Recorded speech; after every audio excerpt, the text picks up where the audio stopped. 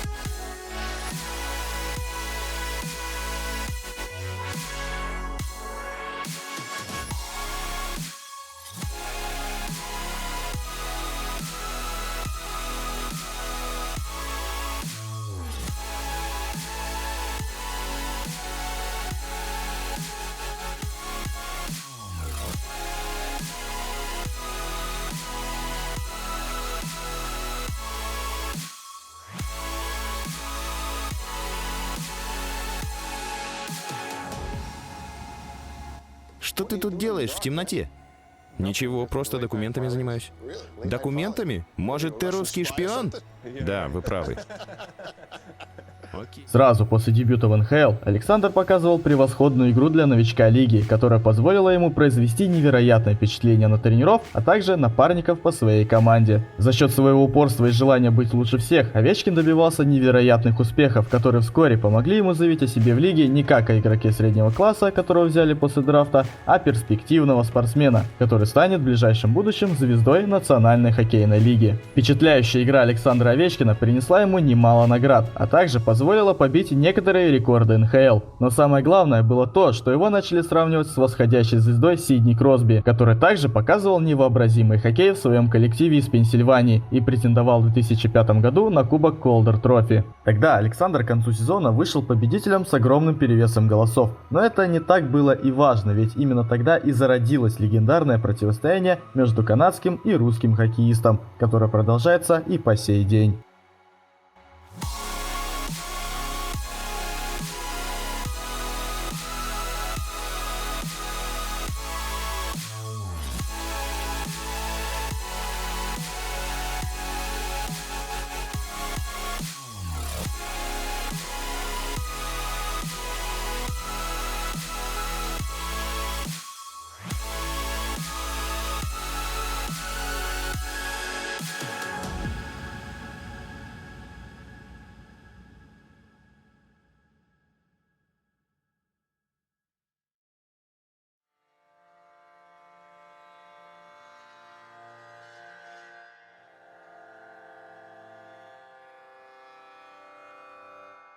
Проведя мощный первый сезон, Александр не блистал своими особыми заслугами, но также продолжал показывать свою стабильную игру, в которой он самосовершенствовался и набирался опыта как в индивидуальных, так и в командных навыках. Через некоторое время успехи Александра заметил главный тренер команды, который поставил Овечкина в одно звено с Никласом Бэкстромом. Никлас в своем звене был как мозг, который знал, как выводить Овечкина на ударные позиции, а тот, в свою очередь, был серебряным наконечником стрелы, который мощно завершал атаки забитой шайбой. Вскоре такая сыгранность звена и двух хоккеистов в целом позволила Овечкину получить сразу 4 индивидуальные награды и установить новый рекорд в лиге по заброшенным шайбам и набранным очкам за один сезон. В последующих 2 сезонах Александр Овечкин завоевал уже 3 индивидуальные награды, проиграв всего 3 очка своему земляку Евгению Малкину в противостоянии за Arthros Trophy. Но это не так уж и сильно помешало Овечкину в 2010 году взять в 3-й раз Тед Линдсей Эвард и стать заслуженным капитаном своей команды, заполучив вместе с ней президентский кубок.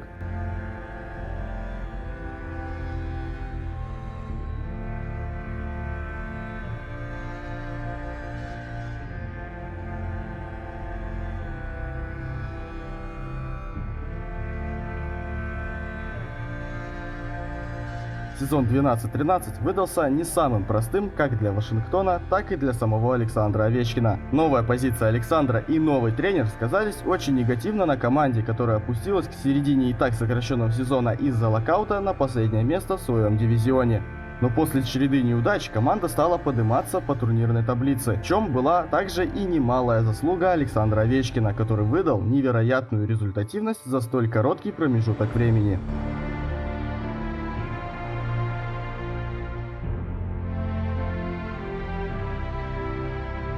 23 заброшенных шайбы Александра помогли Вашингтону выиграть Юго-Восточный дивизион, а также самому Овечкину стать лучшим снайпером лиги и заслуженно получить 3-ю к ряду награду Моррис Фишер Трофи, а также стать ценным игроком чемпионата и получить Харт Трофи в 3-й раз, став 8-м хоккеистом, который смог добиться подобного успеха.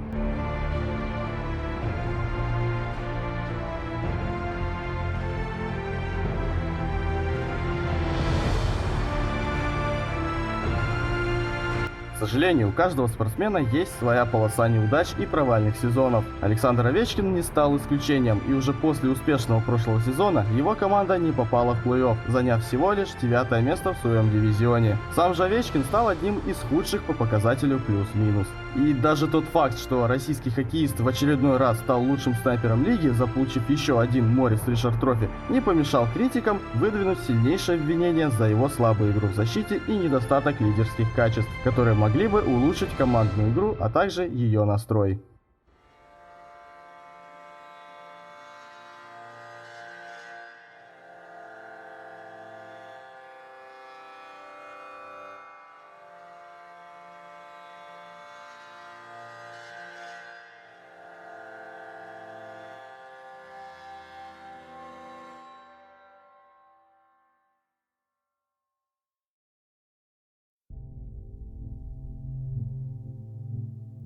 Спустя 14 лет игры в НХЛ Александр Овечкин выиграл абсолютно все трофеи, которые было возможно выиграть, оставив у себя за спиной множество рекордов, которые, казалось бы, невозможно было побить. Он набрал большую популярность по всему миру, у него было все, о чем можно только было мечтать, но лишь один кубок не давал ему покоя на протяжении 14 лет. Многие даже стали говорить о проклятии, которое гласило, что наш хоккеист пополнит компанию великих игроков, которые так и не смогли поднять всеми желанный кубок Стэнли у себя над головой. А ведь все к этому и шло. Овечкин далеко уже не молодой хоккеист, и с каждым новым сезоном возможностей показывать игру на высшем уровне все меньше и меньше. Но как бы ни старался Вашингтон во главе с Александром Великим, второй раунд был для них как непроходимой стеной. Целых 14 лет их команда спотыкалась об этот рубеж.